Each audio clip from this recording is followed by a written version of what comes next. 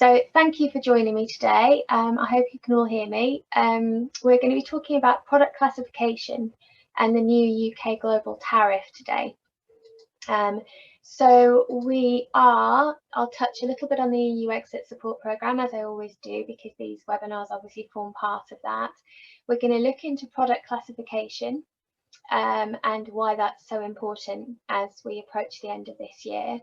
We're going to look at the new UK global tariff, which is the most favoured nation tariff that the UK has introduced for all goods coming into the UK as of the 1st of January, so all of those rest of the world goods and EU goods. We're going to look at the Access to Markets database, which has replaced the EU Market Access database that I've been talking about over the last few presentations. So we're going to be looking at that. It launches, well, it's in operation now, but the EU Market Access database will be decommissioned the end of this month, so this one takes over. We'll talk a little bit about the trading landscape from the 1st of January, what that looks like for the EU once our preferential trading landscape disappears as part of the EU. And then we'll talk about trading under preference and what that involves. So a little bit about the EU exit support programme. So obviously I think we're number 5 of the webinars now, so we're halfway through. Over the coming weeks, just leading up to Christmas, we'll be looking at customs formality and compliance, and we'll also be talking about Incoterms and international contracts. Incoterms become incredibly important now in light of Brexit, because the kind of ease of shipping stuff door to door becomes a lot more complicated when you introduce customs formality and border controls. So Incoterms are a very good way of making it clear, they're universally understood terms that make it clear who's responsible for what in terms of shipping, so who covers the cost, the insurance, who pays duty, and so on. So they're the two that are between now and Christmas. But then we've also got the one-to-one support, which I have to say has been so well received. We're engaged with some 40 businesses across the cluster now, helping them with their action planning for Brexit, which has been fantastic, and the feedback we've had has been tremendous. So future webinars or booking onto the one-to-ones, here's the link to do so. Okay, so we're going to talk a little bit about product classification first. So I refer to them as commodity codes, but we often hear them referred to as HS codes. And this stems from the harmonised system. So HS stands for harmonised system. And it's essentially a description and coding system that classifies traded goods. So it was established in 1988 and it's managed by the WCO, or the World Customs Organization. So the codes are logically organised by commodity. So animals and animal products are found in one section, and then machinery and mechanical devices are found in another. But the actual HS is organised into 21 sections, which are then subdivided into 99 chapters. And the 99 HS chapters are then further subdivided into over 1,200 headings and over 5,000 subheadings. So each section and chapter is supported by legal notes, which are designed to clarify the proper classification of goods. So those legal notes are really, really important.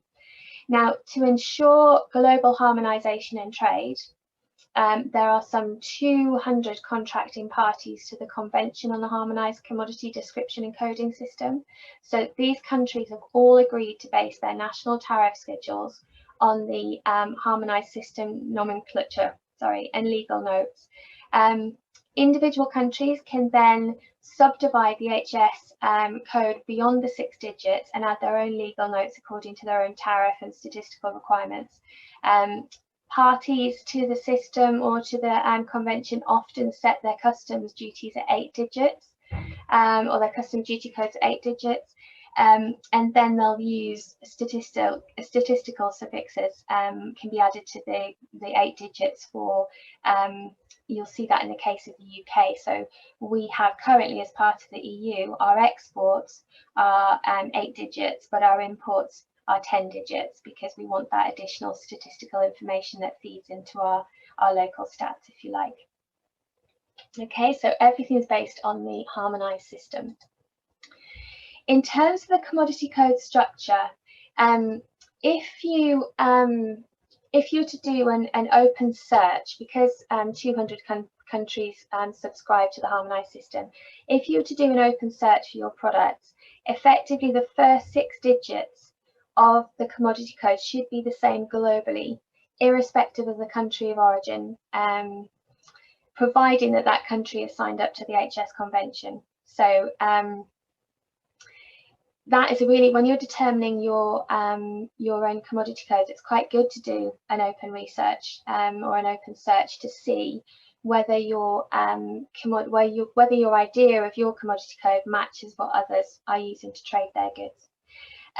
There's the notion of what we call general rule of interpretation, and that states that before you classify anything, you have to read the section and chapter notes. We'll take a look at those in a little bit, but those notes pertain to your products, and you have to read them in order to make sure that your products are included in that chapter, if you like, or in that section, or perhaps they're excluded, so you wouldn't be able to use that commodity code, and you'd have to find an alternative code. So those legal notes are really, really important. The section and chapter notes will also describe how parts of a product are handled. So in some cases, parts are classified in the same heading as the parent product, but in other cases, there's a separate heading for parts. So the understanding those chapter notes is absolutely crucial before you assign your commodity code. And in terms of assigning your commodity code, you have to have a really detailed understanding of your goods. Do not leave it to someone else to determine. So don't leave it to your agent or your freight forwarder to assign a commodity code to your goods. It's you that's responsible for declaring your goods correctly. Similarly, on import, if you're importing goods and you've checked the commodity code that's on the commercial invoice, you as the importer of record have the right, in fact the duty, to amend that commodity code if you think that it's the incorrect commodity code and will leave you in a position where you're not complying with HMRC and UK jurisdiction. So you have to have a full information, the full information about the product when you're assigning the commodity code. So things that you need to know is, what is it? What's it made of? What are its essential characteristics? How does it work? And then how is it presented and packaged to customers? Because you might find a separate commodity code for your goods if they're shipped loose to when they're shipped packaged. So it will very much depend on the commodity, but it's really, really important. That last one sometimes throws people a little bit. So make sure that the commodity code you're assigning actually fits with the product that you're presenting to local customs here or local customs in the destination country. In terms of how the tariff code is set up, so I mentioned earlier, you've got the WCO level here, and that is the first 6 digits. So this is what I'm talking about. If you do an open search on your product, those first 6 digits, at least the first 4, should be the same in any country of origin, irrespective of where that might be. So if you've got, you know, say you're importing steel ladders and you do an open search and it looks like everybody else has got something entirely different, are you sure that the material that your products are made of is the same? It just prompts you to double check, if you like. So that's the WCO level, but then you've got the notion of the EU level, which is currently, obviously, as part of the EU, it makes up part of our commodity codes. And then, as I said, the UK adds the additional 2 digits for local stats, if you like.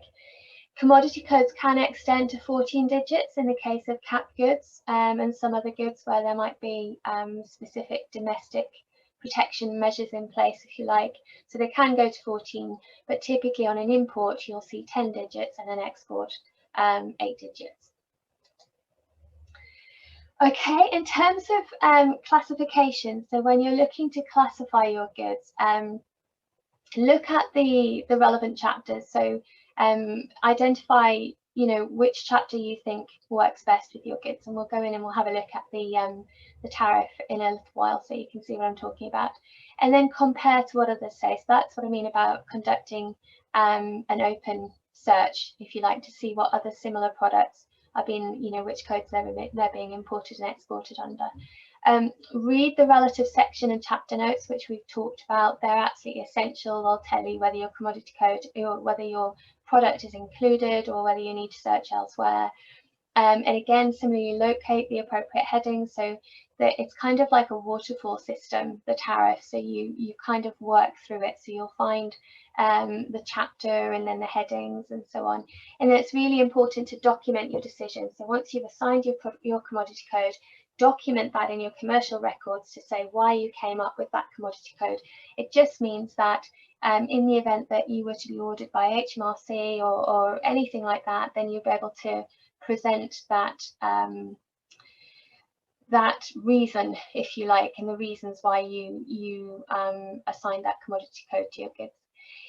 On the occasion where you're not sure, and obviously commodity codes have started to play a big part in our Brexit planning, because previously we've not really had to worry about them when we've been shipping goods to the EU and moving goods back. They've all been in free circulation, so we've not been subjected to you know, any kind of documentary or physical inspections of our goods. So goods move really quite freely.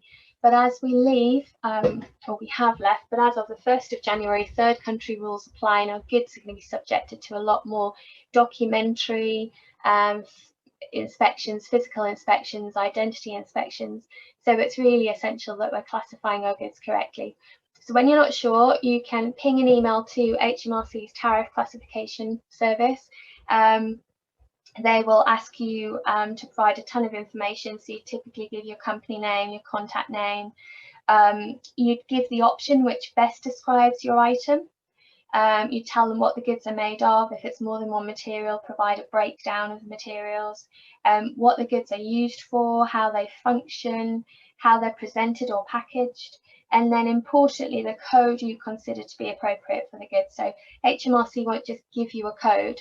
They're looking to validate the code or disagree with the code that you're giving them. So you'd say, you know, this is the code I think it is. They'd come back typically within 5 days and say to you, based on the description of your goods, we think that your code is correct, or alternatively, we think that you should be using this particular code.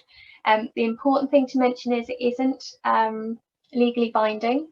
So there are further steps that you could take to get a legally binding advice, but you can print that off. Obviously it's email, so you can print it off, put it in your commercial records, and should you be audited, you can at least demonstrate that you've done a certain level of due diligence. If you want that legally binding decision, you can apply for a binding tariff information, or a BTI. So that's a decision in writing of the tariff classification of your goods, and it kind of provides assurance that your goods have the right commodity code. So it's legally binding on all UK and currently EU customs declarations, and it's generally valid for 3 years. Again, all of the information that I just mentioned that you provide to HMRC for the tariff classification service, you'd provide that for the binding tariff information as well, but you'd probably be asked to submit samples as well, although not in these COVID times, but typically you'd be asked to submit samples. The binding tariff information service is really well used. I think there were over 1 million BTIs issued EU-wide as of 2018, and just you know, they continue to grow in terms of their volume. In terms of the importance of correct classification, so it's essential. Everything hangs off the commodity code, from making sure that you're paying the right amount of duty and VAT, import VAT, to knowing if duty is suspended on any of your goods. So customs duty can be temporarily suspended, either totally or partially, for certain goods. So they're imported under suspension arrangements, normally granted for things like raw materials, semi-finished goods, and components not available within the domestic market. They're never granted for finished goods, but those kind of raw materials, semi-finished goods or components can sometimes be imported under suspension arrangements, but you wouldn't know that unless you were familiar with your tariff and your commodity code was correct. Obviously, the commodity code dictates whether any preferential duty rates can be applied, also whether any anti-dumping duty applies. So anti-dumping refers to when goods are being imported into a country at less than the market value. So they're technically flooding the country with cheaper goods, which obviously puts the domestic market in an unfavourable competitive situation, if you like. So, back in 2006, China was accused of dumping silk and satin into India. So India was then able to review the tariff and increased the import duty from 57 to 116% on silk when importing. So tariffs are a bit of a kind of government domestic market protection mechanism in certain situations. They can also work the other way, whereby a country needs to import goods that they don't have sufficient of. But tariffs are a way of kind of boosting exports and reducing them in the case of anti-dumping, for example. They tell you, Commodity Code will tell you whether you need to obtain an import or export license. So some goods, certainly military and dual use goods, require a license, but some works of fine art too will need a license. So it's the Commodity Code that will dictate whether a license is required. It's essential to know what certification is required to accompany the goods. So as laid out in the new border operating model, that kind of UK-EU trade will see an increase in the kinds of pre-notification, pre-authorization and certification in order to clear goods both at customs here in the UK and in the EU. So we'll see an increase of this certification. We'll certainly see, as I mentioned earlier, an increase in documentary, physical and identity checks on certain goods. And the Commodity Code will help dictate whether these kind of controls apply to your product. And so therefore how you can prepare as the exporter to clear goods in the EU, but similarly how you can help your suppliers prepare for when goods arrive here in the UK. Obviously they dictate whether any excise duty applies. So excise duties apply to things like alcohol and tobacco. That again, the Commodity Code would give you that.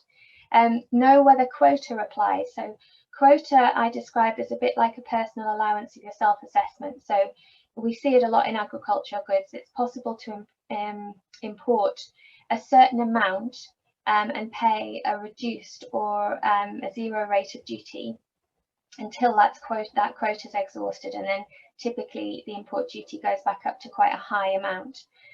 So quotas are applied by each country on a yearly basis. So it's a case of first come, first served. If that quota is exhausted early on in the year, then you could be looking to pay higher import duties for your imports until the following year when a new quota is applied. It also tells you whether there's any sanctions or embargoes. So you can you actually physically ship to that country, or can you import goods from a certain country? The UK, with regard to Brexit, the UK will be transferring the current kind of sanctions that are in the UK trade tariff. They'll be carried over. So it will be our new kind of sanctions policy. It will be a mixture of the Sanctions and Anti-Money Laundering Act of 2018, but then we're also copying over existing EU sanction regimes as well. So really, from our perspective as traders, there's nothing really changes. If we can't ship to countries currently because they're subject to sanctions, then we won't be able to as of the 1st of January, pretty much stays the same. But also in terms of, what else the Commodity Code does, it avoids seizure or confiscation of the goods or delays to their movement. If you're declaring a product under the incorrect Commodity Code, you've likely not got the documentation that needs to accompany it. So therefore, with these increased in checks at border controls, then there is every likelihood that your product could be delayed or in certain circumstances, like I say, seized or confiscated. But then also, having the right Commodity Code makes sure that you are paying, as I said at the beginning, the right amount of import duty and import VAT.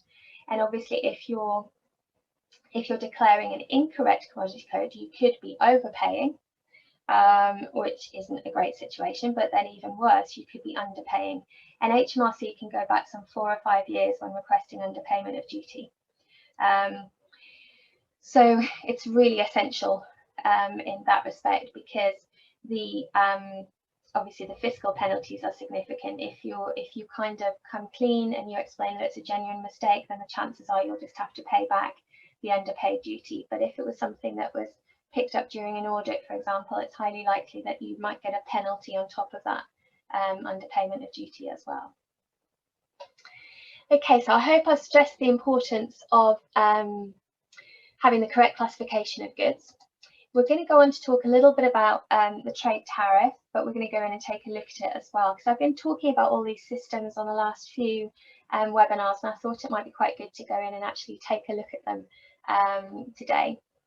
So the trade tariff, it's been in operation for years. It's all online. We don't use those horrific paper folders anymore, but it's based on the EU Common External Tariff. So effectively, much of it won't be applicable come the 1st of January, but it's still very good for classification purposes. I think it's probably because we're used to it, but also there's an awful lot of information in there in a way that gov.uk hasn't really been able to replicate with some of the other systems that they've got at the moment, but hopefully, you know, that will change. Then we've got the new UK global tariff. So it was announced in May, and it's essentially the UK's most favoured nation tariff regime. It takes effect from the 1st of January. It's said to be simpler than the EU Common External Tariff. So it has actually simplified over 6,000 commodities. So some companies will see a 1 to 2% reduction on import duties from what they've been paying currently on rest of the world goods. Tariffs of 2% and below have been scrapped. And the government's now stating that under the new tariff regime that we'll see almost 60% of trade will enter the UK free on WTO terms, or most favoured nation terms. So there are still domestic market protection measures in place, and there's also efforts to boost manufacturing. So, for example, the tariff maintains duties on agricultural products such as lamb, beef and poultry. It maintains a 10% tariff on cars. The majority of tariffs remain for ceramic products, but then it's removed tariffs on some 30 billion worth of imports entering the UK supply chain. So there's 0 rate tariffs on products used in UK production. So some of the ones would include copper alloy tubes, which have come down to 0 from 5.2%, and screws and bolts that have come down from 3.7%. So there's kind of still those protection measures in for those vulnerable sectors, but then there's also a boost to our manufacturing and our production sectors as well. They've also taken the sustainable economy into account. So they've introduced tariff cuts on over 100 products relating to renewable energy, energy efficiency, carbon capture and the circular economy. So the likes of thermostats, vacuum flasks, LED lamps, bike inner tubes, they've all been reduced to 0 rates of tariff. So in some situations with vacuum flasks, they were at 6.7% and now they're 0 rated.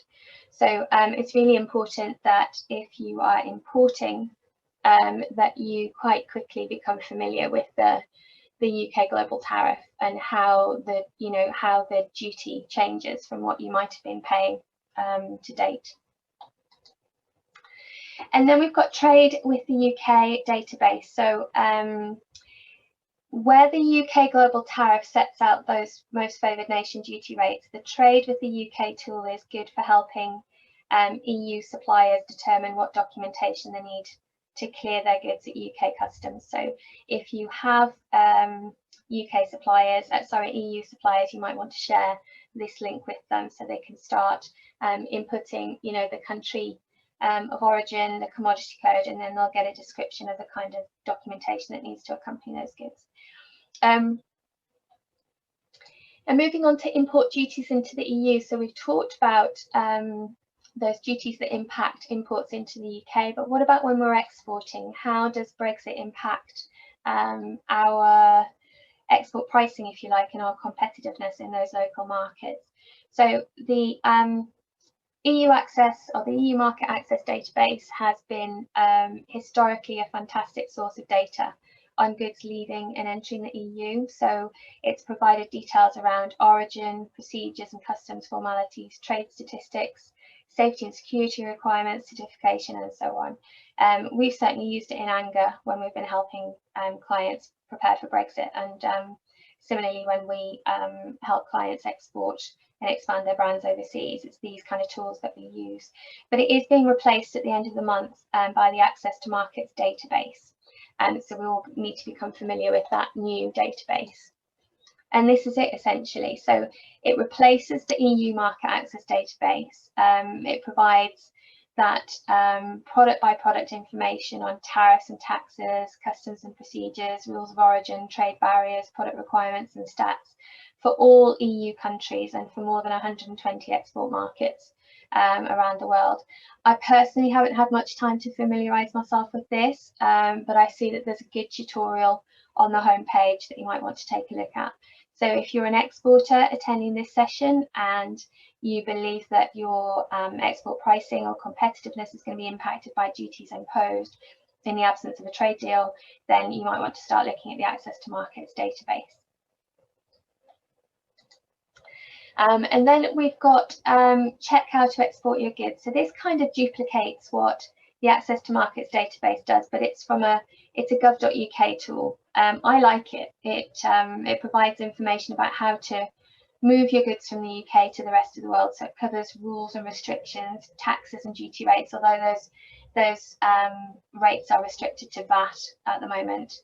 And then what export documentation is needed, which is really, really crucial because, you know, we're moving from a world whereby we've had to send very little with our goods to all of a sudden having to comply with a lot of regulation around paperwork that needs to be shipped in advance of the goods and then needs to actually accompany the goods. So that is it. I really, really do like this particular database. So we're going to talk a little bit about trading under preference. So when we talk about trading under preference, it means that there's a trade agreement in place, if you like. So preferential origin of goods or preferential trade happens when a trade agreement is in place. And there's really two different types. You have the notion of multilateral agreements. So they're kind of those blanket terms, for example, with the WTO that spread across 164 members, but then give those special considerations to underdeveloped countries. And we'll talk a little bit about those GSP nations in a second. But then you've got those bilateral agreements like the EU-Japan and the EU-Canada one, and obviously the UK-Japan one that we're pleased about recently. But those bilateral agreements can also be split into two distinct categories. So you've got regional, so you've got those FTAs and those custom union agreements, but then you've got preferential trade agreements, and that includes the GSP nations that I mentioned a second ago. So GSP stands for the Generalized System of Preference. So just to take a minute to talk about that, GSP, it's a WTO initiative, so it's unaffected by Brexit. It's designed essentially to promote economic growth in the developing world, and we do that by providing preferential duty-free entry for almost 5,000 products from 129 designated beneficiary countries and territories. So countries fall into three different categories of GSP. So you've got standard GSP. So you'll hear people refer to as GSP, GS Plus and EBA, and I talk to you about what they are. So you've got standard GSP that applies to low and lower middle income countries and equates to either a partial or a full removal of customs duties on almost 2/3 of their tariff lines. That's probably the second largest grouping of countries within the GSP system. So countries that sit in that particular category are countries like Congo, the Cook Islands, India's in there as well. Tonga is another one. Then you've got GSP Plus. So this is kind of the next level up, if you like. This is a special incentive arrangement for that sustainable development and good governance. So it slashes the same tariffs as in GSP to 0 for those vulnerable and lower middle income countries. But those countries in return for that have to implement some 27 international conventions, and they relate to things like human rights, labour rights, protection of the environment and general good governance. This is obviously the smallest group of countries because it's quite challenging for those countries to comply with all of those conventions. So it's probably the smallest group, but it includes countries like Armenia, Mongolia, the Philippines. And then the largest group in the GSP category is those that fall into the Everything But Arms, or EBA.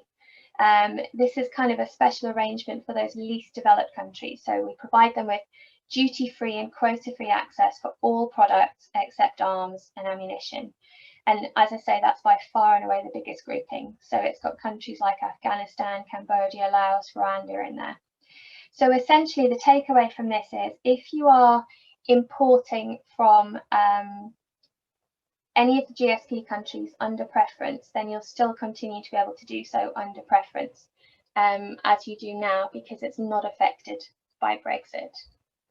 Okay, in terms of what our trade agreement landscape looks like from the 1st of January, obviously it changes quite significantly, but the government is making some progress. So we have a number of signed agreements. Obviously the UK-Japan FCA is probably one of the biggest achievements so far, but we've also just recently had a kind of continuity agreement with Canada agreed in principle there as well. There are a number that are still under discussion or in discussion at the moment, a number of them in the Western Balkans. And then you've got the concept of mutual recognition agreements, which the principal markets that the UK government are focusing on there are the US, New Zealand and Australia. But in terms of the negotiation priorities, so obviously right top of the list is the EU, and discussions continue as we speak. I haven't checked into the news since 6:30 this morning, but I'm not sure that there's been any white smoke or any agreements struck so far. So the EU remains overwhelmingly the biggest priority, is our biggest export and import market, if you like. And then after that, United States, Australia, New Zealand. So taking the mutual recognition agreements with those countries to the next level, and hopefully having some kind of free trade arrangement with them.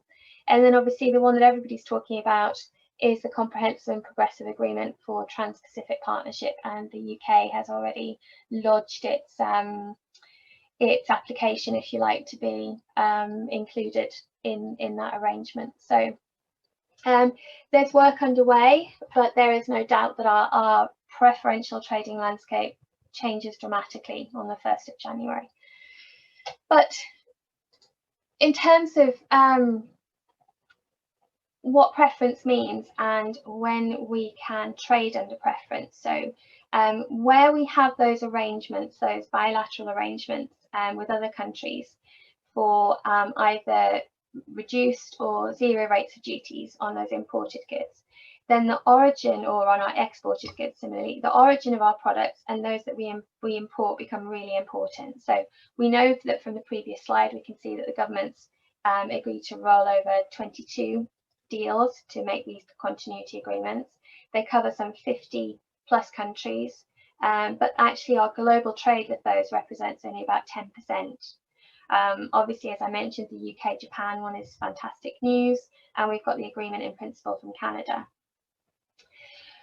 So whilst much of our preference landscape is affected by our departure from the EU, as I've said, we are continuing to negotiate with FTAs with countries across the globe. And obviously, as I mentioned just a moment ago, preference we receive on goods from GSP nations will continue, because that's a WTO initiative, not an EU initiative.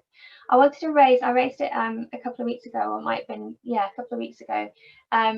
The World Customs Organization and International Trade Center database. It's developed by those two parties. It's a great source on all things origin. So the various bilateral trade agreements that exist between nations and all of the origin protocols that are included in those agreements that help exporters determine whether their goods meet the thresholds for country of origin status, and so therefore their customers can claim preferential rates of duty. That's all encapsulated in that database. It's really user friendly. It's a great source of data, and it's updated frequently, and it's kind of much better than having to retrieve each individual agreement and source in the origin protocols within, if you like.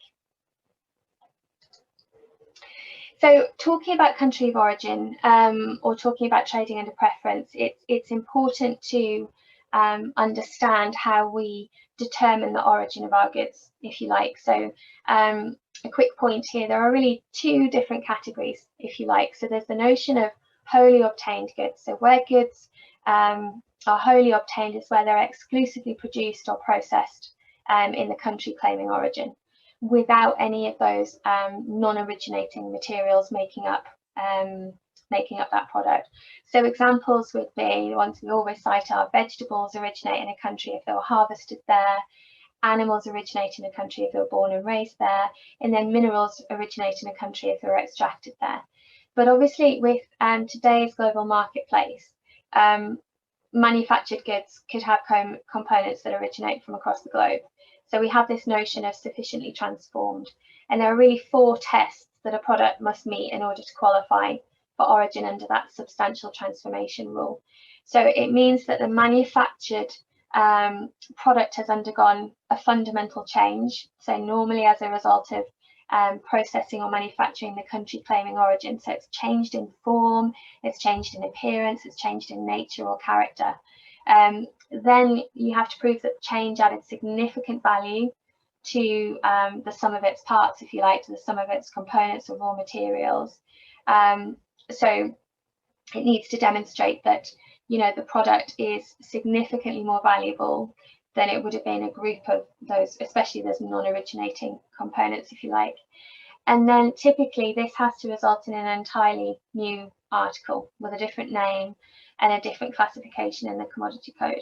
So some of the examples I would use in training would be kind of like the components that make up a leather handbag. There might be the leather, the buckle, and something else, but actually the finished goods is a leather handbag that has an entirely different listing in the tariff, if you like.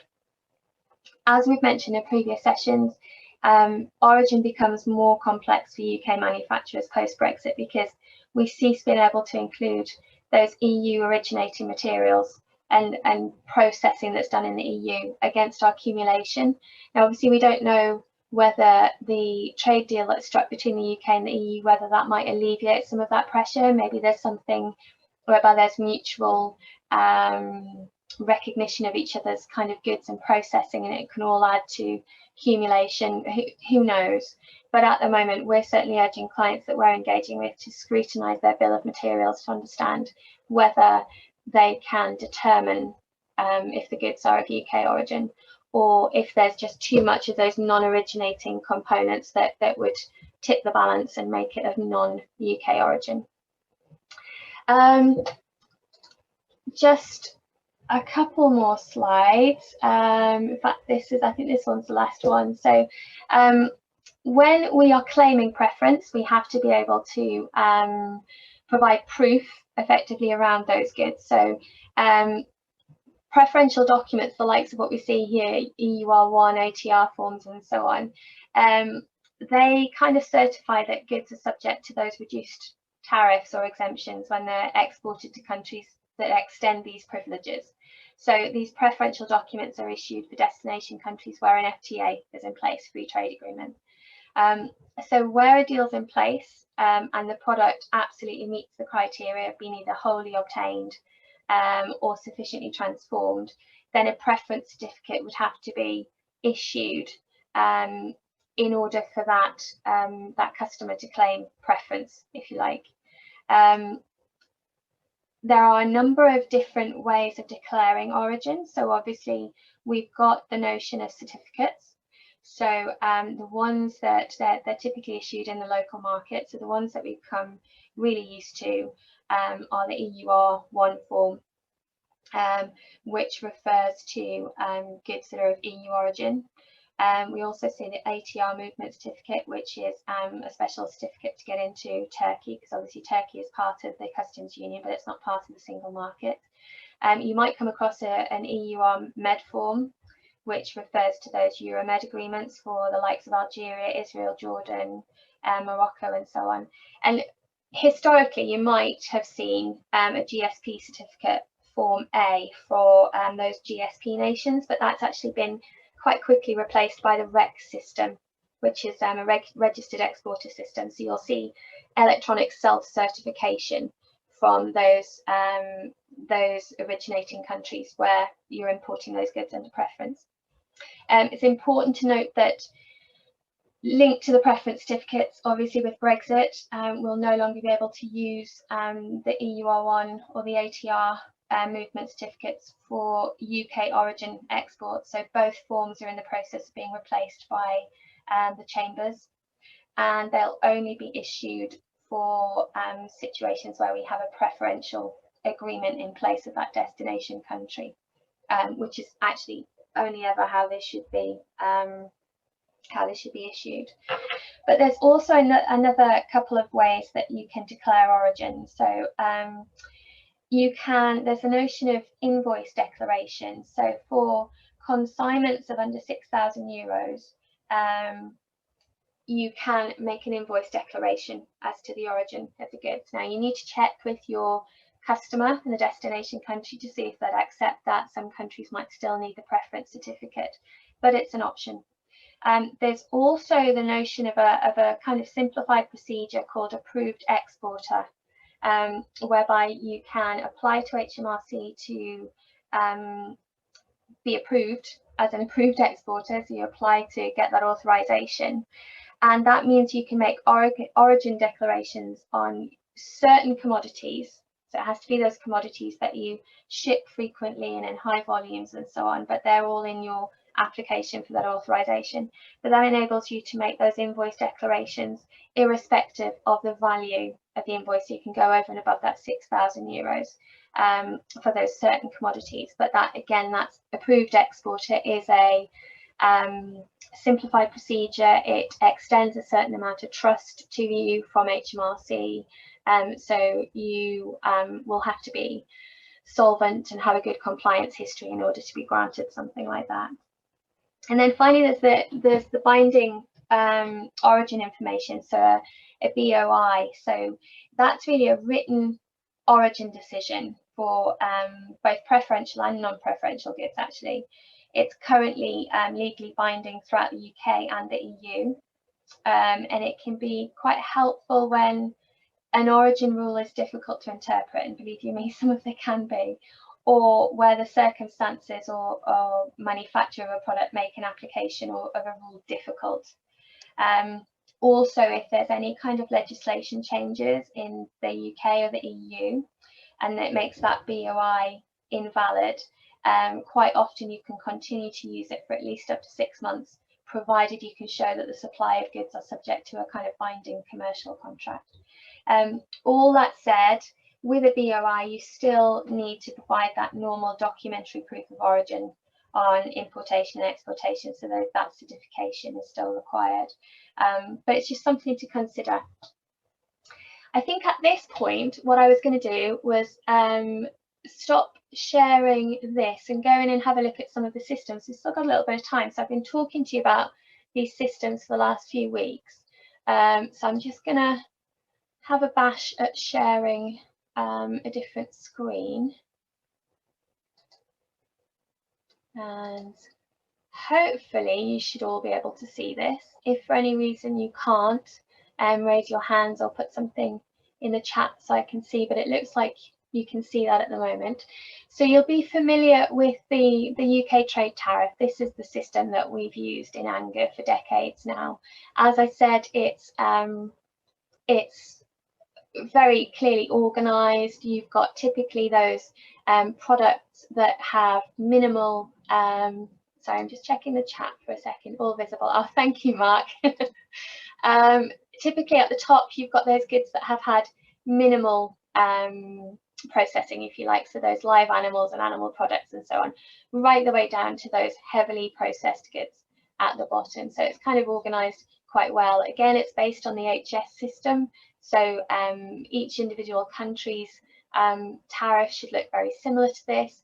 You've got the notion of the section and then the chapters that we referred to earlier. And as I said, it's kind of like a cascading system. So I'm just going to get down to the point where let's have a look at this first. So we're into live animals, live horses, asses, mules, and hinnies. I always end up here. These are the chapter notes and the section notes that I referred to. So very quickly, you can see that this chapter covers all live animals except, so you remember when I went back and talked to you about it's important that you check that your commodity code is covered under this chapter or not, and any other section notes as well. So it's essential that you consult those. If we scroll down a little bit more, we'll all be familiar. So we're now into this category than other. So it's something that not quite fits in there, but it's other. And here you've got, again, the chapter and section notes, but then you've got import and export split out. So you've got the overview, but then if you were to go into export, you can see that any kind of measures that are in place for this particular commodity when it's been exported to all countries in this case. But then import is a lot more complicated. So you can see that where there's tariff preference arrangements in place, where we zero rate the duty on those imports, we've got the VAT at the standard rate, and then we've got the third country duty, which technically, as of the 1st of January, the EU and the UK become third countries in relation to each other, if you like. So this is where we get the duty from. Important that you take a look at any conditions. So Canada, for example, would insist on a proof of origin in this case.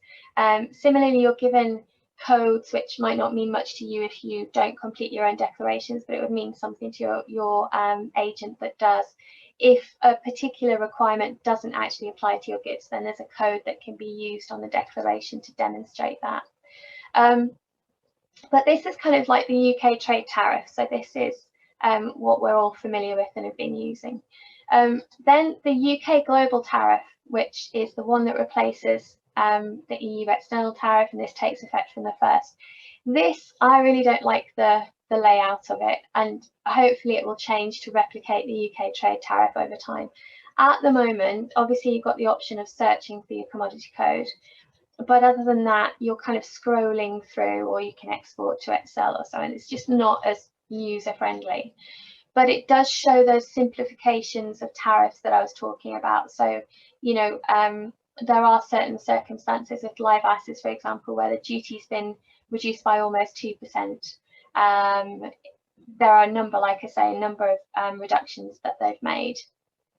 So these are the tariffs that, in the absence of an EU trade deal before the end of the year, these are the tariffs that will apply to your imported goods, unless you've got any kind of custom special procedure or anything like that that suspends those duties. If you've got anything like that in place, then perhaps it doesn't apply. But it applies to the rest of the world, and in the absence of a trade deal with the EU, then it will apply to all EU goods as well. Okay, then we've got, you remember me talking about trade with the UK. So this allows you to, I'm just going to put something in here. So a code that I've just been working on for a client. Oh, might as well put the country in there. Let's say this is for goods coming in from the EU or France. It's important that you specify. I know there's those 27 member states, but always specify the actual country, because at least for VAT purposes, different countries within the union have different VAT rates. So Germany's is 16%, France is I think 20%. So it's always important that you check the individual member country, if you like. I'm just going to do, you can see there, I've been searching for it recently. So this is for suntan lotion that we're supporting a client with at the moment. So exporting from the EU into the UK, this suntan lotion, you can see that VAT at the standard rate applies. The trade with the EU system just talks about VAT at the moment, because we refer to the UK global tariff for the import duties. But you can see that the import VAT there, you can see that there's potentially some other measures. So you might be familiar with site certificates. So they're they're really around the protection of endangered species of flora and fauna and so on. In this occasion, that wouldn't apply, but we have to look through the conditions and find the code to be able to certify that a site certificate wasn't required for these products. But then it gives the specific regulations that apply to placing those goods on the UK market after the 1st of January. So, you know, import and marketing requirements for cosmetic products. So that's going to require a registration in the UK to continue placing that EU product on the UK market if it's of EU origin, for example. So this is great. It's a work in progress, I think. If we just flip onto, this is the new Access to Markets database. So again, if you were to use this, trying to estimate what your export pricing is going to be from the 1st of January, you're still going to have to search as a third country, because if we put the UK in there at the moment, it recognises us still as being part of the EU. But if I just, let's use the same code again, and this time we'll say we are from, let's say China, because we know China doesn't have trade agreement, and the country of destination is, let's say, France again, and do that search. So here we see that there's no duty actually on that product entering France, but then it will give you here the import requirements. So general, it's telling you you're going to need a commercial invoice. Customs valuation declaration is going to be needed to be made by the importer. So the French customer, for example, it'll go into details of freight documents and so on. And then it will also list anything specific to that goods to clearing them at the EU border. So here they talk again about that import and marketing requirements for cosmetic products. And we've got a mention of sites again as well. So when trying to classify or when trying to calculate your export pricing into those markets, into those EU markets, this is actually going to be a really good tool to do that with. And then finally, this is the one I really do like this one. I think the gov.uk is doing quite well with this, to be honest. So if we were to do, so this time we're exporting, if you like. So it's a little bit like the market access database or the access to markets database. So this time let's put, we'll put France in there again. Okay. Now this time I'm not going to actually search for the goods because I know that for some reason putting a commodity code in there throws an error. So I'm just going to scroll down and find the right section and chapter. So the commodity code is 33 and then it's 04 and then we've got 99. And this takes us to our sunscreen or suntan lotion. So here it tells us any duties and taxes that will be paid in France. Again, that's limited to VAT at the moment, so we can see the standard rate of VAT. If we put Germany as our market, then it would show at 16%, but then you've also got the notion of reduced rates as well.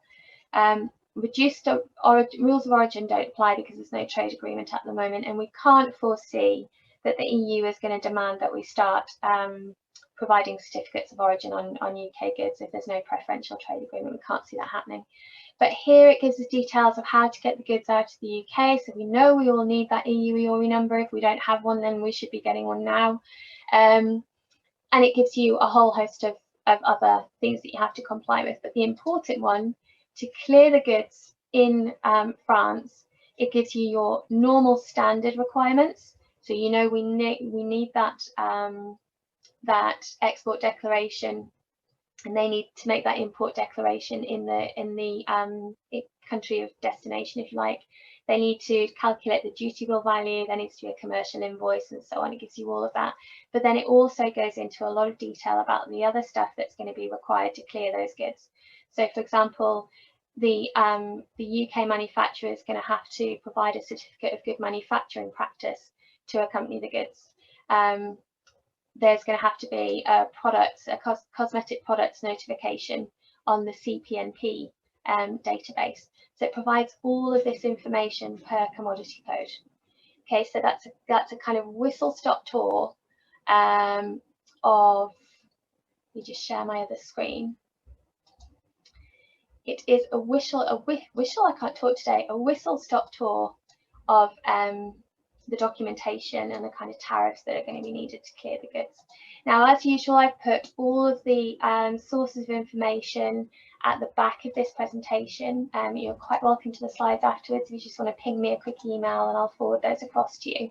But I hope, and we've actually managed to finish at 3 o'clock. I thought I was going over there.